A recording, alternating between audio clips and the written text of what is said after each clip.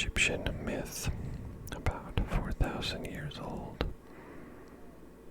tells us that a sacred boat carried the sun god Ra.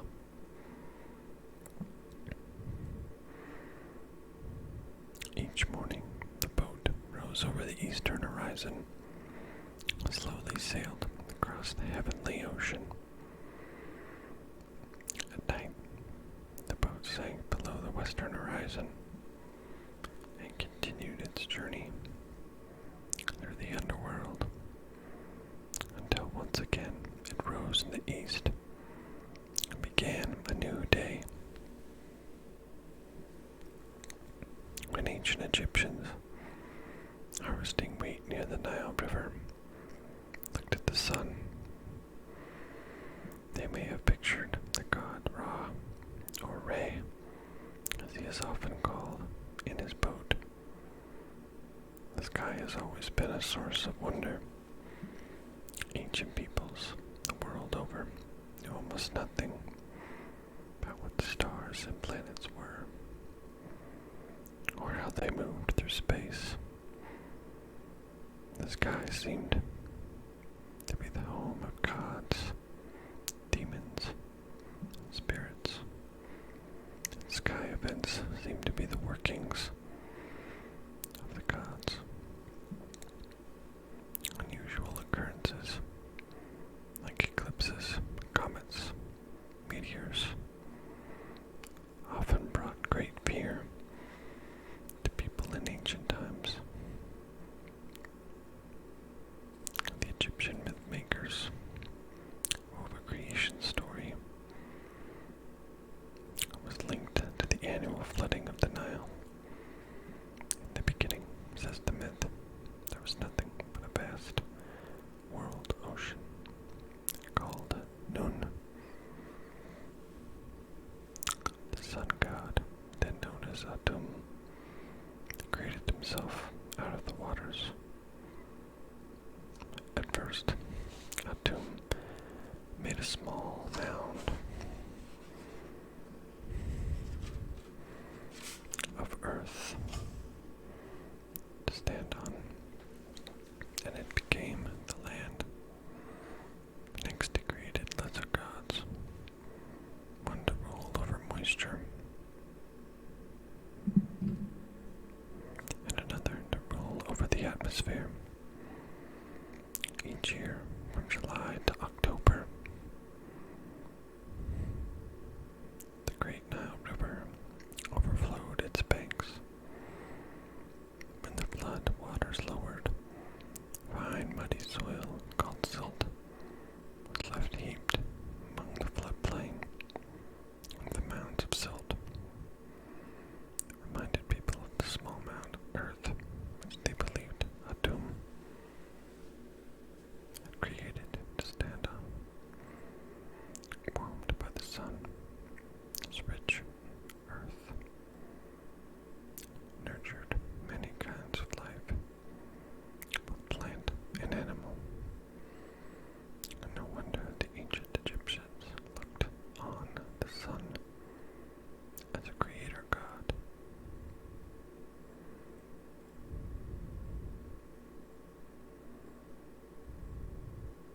In the beginning, there was nothing. A Norse myth written down about AD 1200 tells us there was no sand, nor sea, nor soothing waves, nor earth anywhere, nor upper heaven, a gaping chasm, grass nowhere. Then the gods, Odin and Thor, shaped the world. Earth was flat, and the center grew the great tree of life, Yggdrasil. Ash tree was watered by 3 magic springs,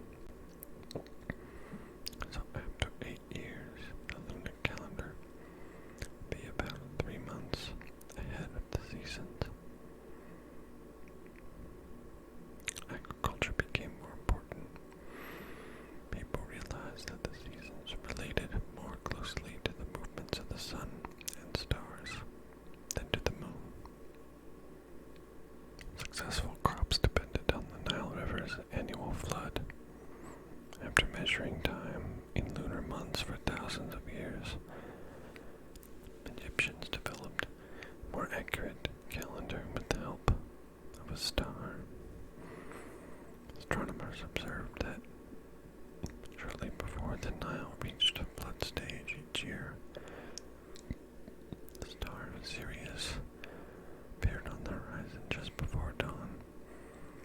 Such careful observations helped keep the lunar calendar in step by adding extra months.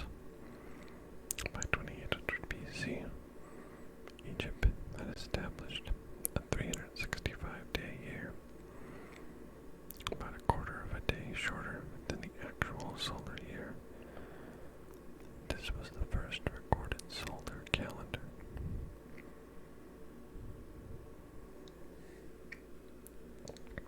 By watching the sun's rising point on the horizon each morning, ancient astronomers found that the point shifted each day. In summer it inched its way a bit further south each morning. In winter it inched its way back toward the north again. June 21st signals the sun's most northern point, called the summer solstice. Some ancient monuments were positioned to pinpoint that day. At Stonehenge, England, the sun rose over a stone marker. Inside the circle of stone blocks, people probably held ceremonies to salute the sunrise and pray for a season of good crops. Night after night, as the stars glowed across the sky, people wondered about those pinpoints of light and asked, what are stars?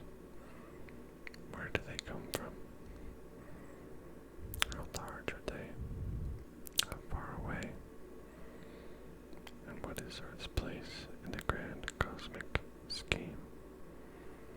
It is really fixed, motionless at the center of all creation, as it appears to be. Around 600 BC,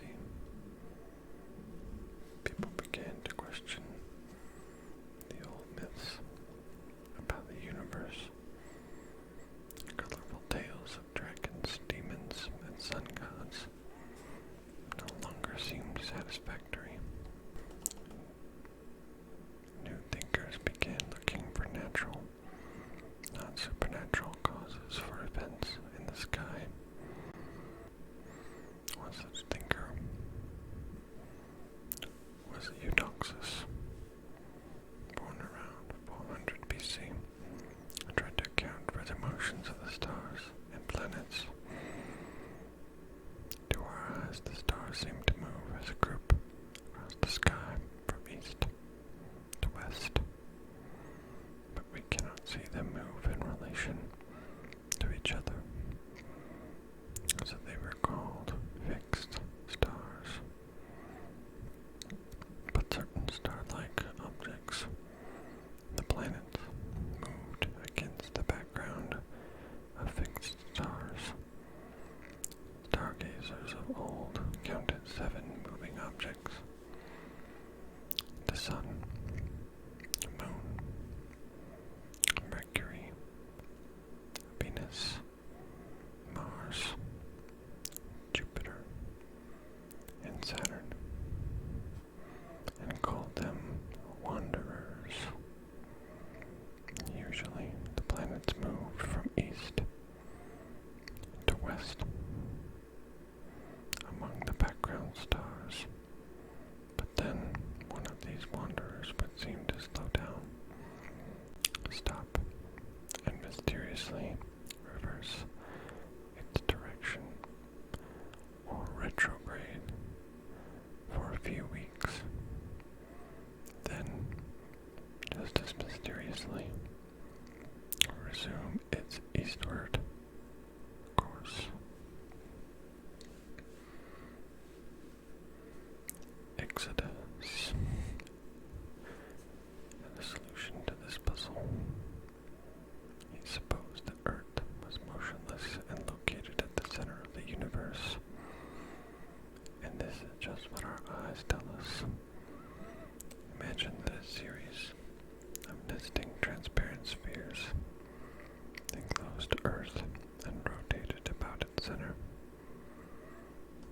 He supposed that all of the fixed stars are attached to the inside of the outermost and largest sphere. So people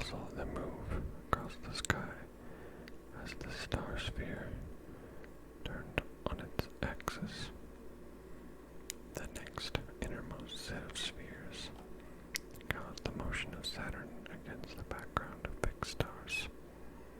The next caused movement of Jupiter, the next Mars, the Sun, Venus, and so on. Eudoxus never built a model. His system was only a theory, and it was complicated, but except for Mars, it did account to some extent for what people observed as the planets moved against the stars.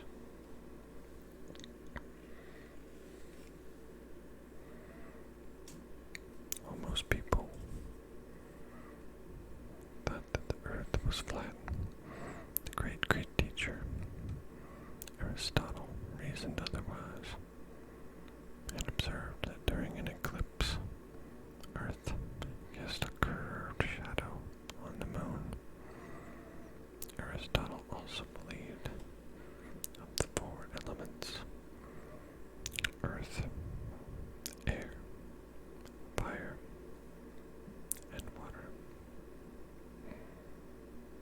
The heavy ones, earth and water, pulled together into a spherical shape in Aristotle's time. No one knew Earth's size. Later,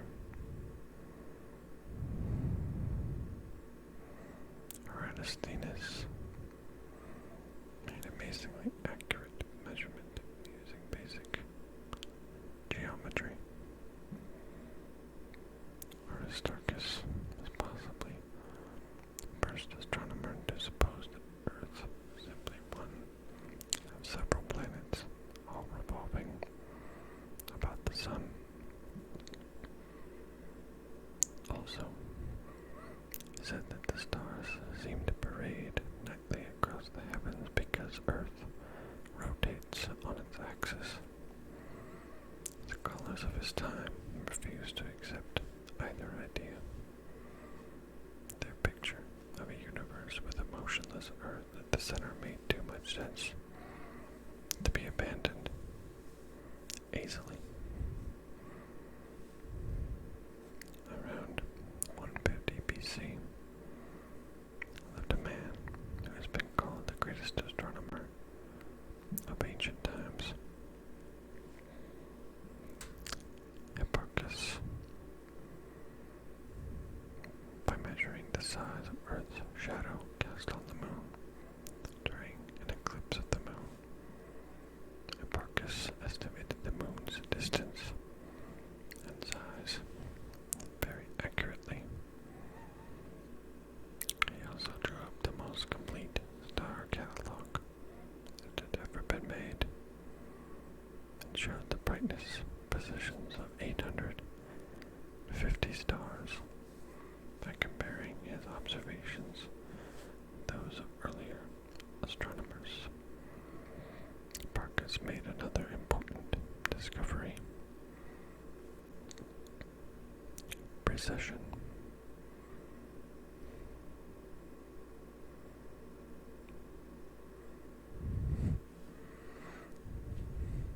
Greek scholars greatly influenced thinking in the ancient world.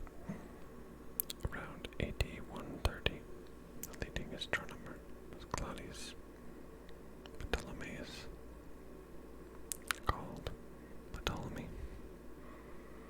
His views set the climate of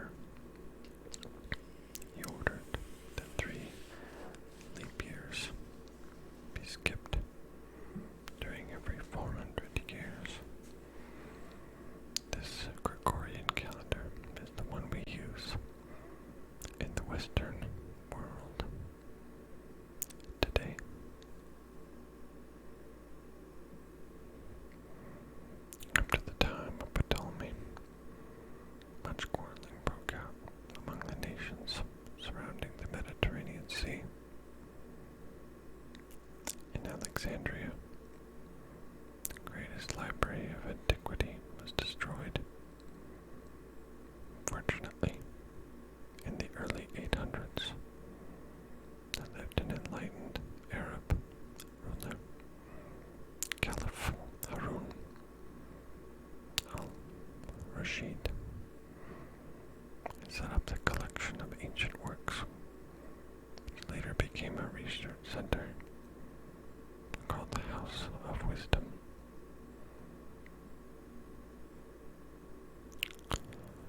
Scholars gathered there in Baghdad, bringing priceless copies of old Greek texts, which they translated into Arabic and so preserved. One of these was Ptolemy's principal work, which they titled Almagest.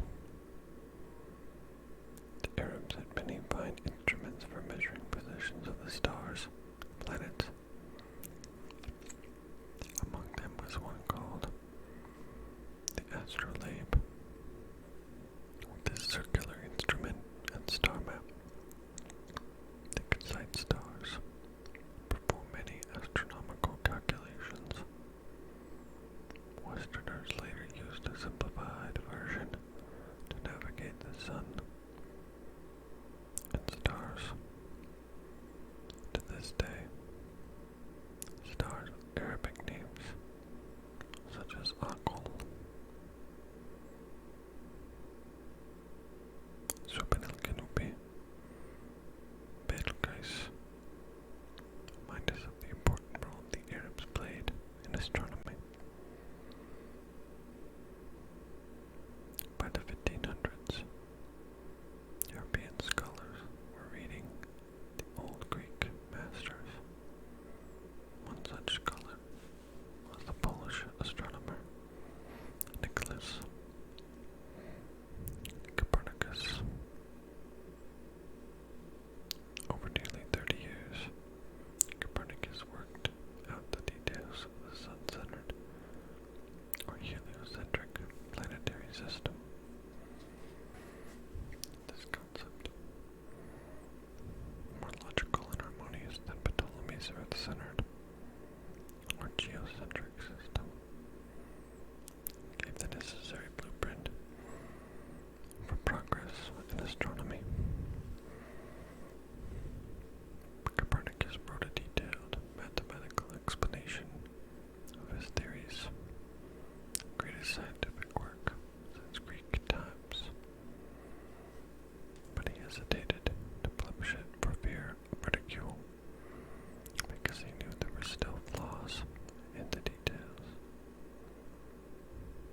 However, a young admirer persuaded Copernicus to have their manuscript published. It was called On the Revolutions of the Heavenly Spheres. On May 24th, 1543, at the age of 70, and only hours after first seeing a complete copy of his printed book, Copernicus died. Accurate scientific observations were needed to test the new theory of Copernicus. The person to produce them was a fiery Dane, Tycho Brahe, often known as Tycho. At the time he was 30, Tycho had earned a reputation in several countries, a reputation for being a gifted astronomer as well as for getting into arguments. As a student, Tycho lost part of his nose in a duel, but the rest of his life wore a false nose made of gold and silver. In 1576, King Frederick of Denmark gave Tycho the island of Ven, a handsome salary, funds to build a small castle, and the finest instruments to work with. Over the next 20 years, Tycho measured the changing positions of the planets, sometimes using a large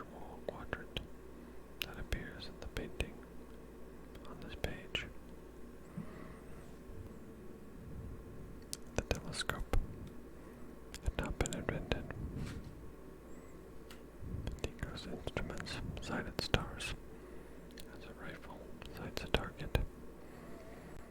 Tycho watched the nova, or new star,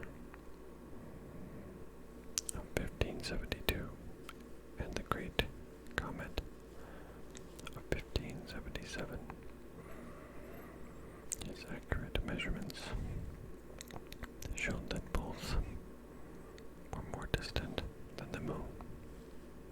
Therefore, the comet must have passed through a number of those nesting crystal spheres, and by commonly thought to carry Ptolemy's epicycles. Here was proof that such spheres could not exist. The appearance of the nova proved Aristotle to be wrong when he said that the heavens do not change. Tycho's observations of Mars enabled Johann Kepler to develop his laws